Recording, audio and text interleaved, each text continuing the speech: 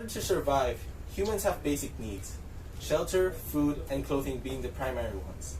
However, nowadays it is not merely survival that drives humans' existence. Rather, it is the need to live well and comfortably. Otherwise, we'll all just be contented with gathering and hunting for food, wearing animal skins as bodily protection, and seeking refuges in caves or other possible forms of primitive dwellings as if we were in the primordial times prior to the existence of human civilization. In today's so-called civilized era, we all aspire to live and enjoy a lifestyle that satisfies the basic requirements and demands of modern living. That is to live in a safe, comfortable, and if possible, a spacious house where we have the basic utilities of power, water, gas, and communication. Then, we also require a mix of both necessity and luxury when it comes to our food, clothing, and home amenities. Moreover, there are also social recreation and healthcare that have become primary needs as well in today's present time. In short, life is not as simple as it was before. And even this is a major understatement. Perhaps now you're all wondering, what do all these statements lead to? Well then, I present to you another one of humanity's social invention, jobs. In order for us to live a modern life, we have to be able to avail of all of those things I have mentioned earlier. And for us to be able to do so means that we should have money. Lots of it, and even more if we desire to both maintain and upgrade our so-called standard of living, which is the desire of almost every one of us here. Now, unless you are born to one of those Forbes-listed wealthy families, or hired to some royal title that comes with multi-million-dollar bank accounts, which most likely do not include any of us here, then we need to have a job. One that could pay well, of course, so that we can have more than enough and offer financial resources that could able to avail both of our necessities and desired luxuries. Hence, we conclude, just get a job then. Well, easier said than done. Some centuries ago, this would not have been such a big deal. If your parents were farmers or livestock herders, then you become one as well. If you come from a family of artisans, then most likely you would also be trained to do the same craft and just continue with the family or trade of practice. And in the time of Industrial Revolution, you became a factory worker if you're not wealthy enough to be a merchant or a banker, or an education to practice a profession such as being an educator, physician, or a lawyer, to name a few.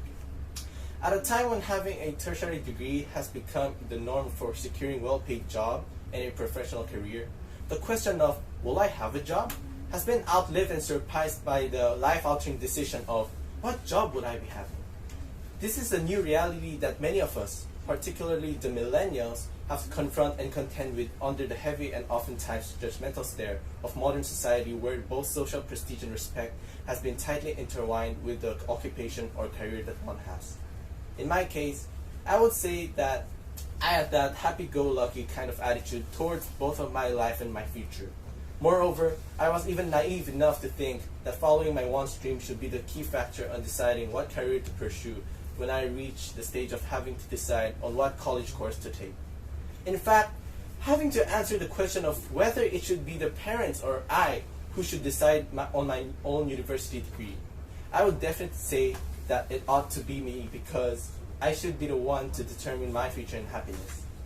However, as reality goes, I was suddenly struck by the hard realization that my way of thinking goes against the truth of how society actually operates.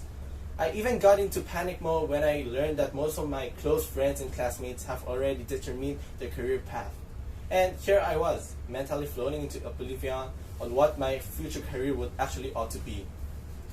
It was really hard to be left behind and in such a state of confusion as to what I should decide on for my future occupation. It was such a relief when I discovered, after going through the internet, that my predicament was shared by many other millennials out there. The matter of social acceptance and vastness of career opportunities are just two main factors of how we live as our millennials that make it difficult for young people like me to make a clear determination of the proper career path to take. It is not a simple matter anymore of having to choose what would make me happy versus what would be financially rewarding. It has become far more complicated, especially when we have to factor in what our society expects or demands from us as well. When I was young, I would simply say that I wanted to become either an architect or a lawyer. something that my parents had to convince me would be great career choices. However, when I realized how seriously difficult the work and effort either one of those professions would entail, I had to ask my mother as to why I should pursue them. My mother simply said, in order to make you happy. Happy? How would sacrificing my great deal of both of my time and effort trying to just get one of those top 100 universities in the world and studying a course that would lead me in a prestigious career that I was not actually sure I really wanted could make me happy? At this time, I have already come to accept that my mother was actually just being well-meaning towards me. Like many other parents out there, my mother merely wants to guarantee that I would be able to secure a good future for myself, where I practice an established career that is recognized and even respected by our society. The question is, should we let the world decide on what is right for us? My determined response to that question is a big resounding no. I am definitely sticking to what my naive self had originally considered to be the key factor of choosing what I wanted to be and what one's future. Following one's own dream, well, with a bit of rationally determined and cost-benefit adjustments, of course.